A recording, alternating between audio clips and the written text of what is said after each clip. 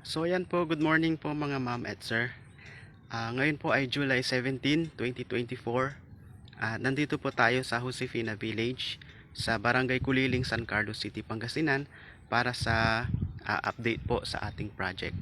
So nandito po ako ngayon sa isang corner side po ng village, and then makikita po ninyo mataas po yung kanyang bakod.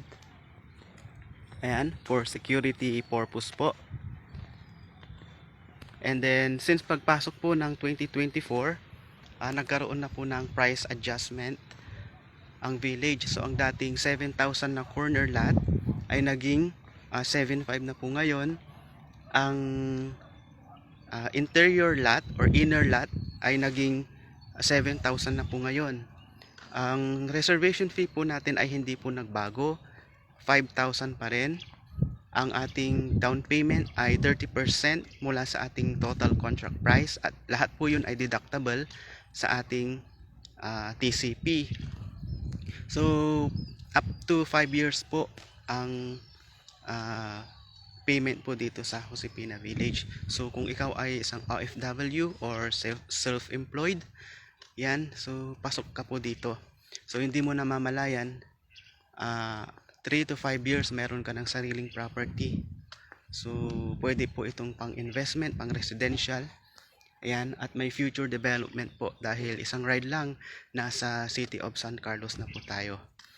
And then pinagitnaan po ito ng dalawang bayan ng Malasiki at isang bayan ng Basista. And then isang ride lang nasa San Carlos City ka na po. So napakalamig po yung lugar. So perfect po kung gusto mong magkaroon ng bahay bakasyonan dito sa Kuliling, San Carlos City, Pangasinan. Ayan, perfect po tayo dahil marami pong punong nakatayo dito sa paligid. Ayan, tahimik po. And maganda po yung linya ng signal ng internet po dito. Ready na po ang village po. Ikaw na lang po yung hinihintay. Ayan. So, ito po ay second account ko or second account ko po sa Facebook dahil po yung Facebook ko po na Gary GT ay nahack po.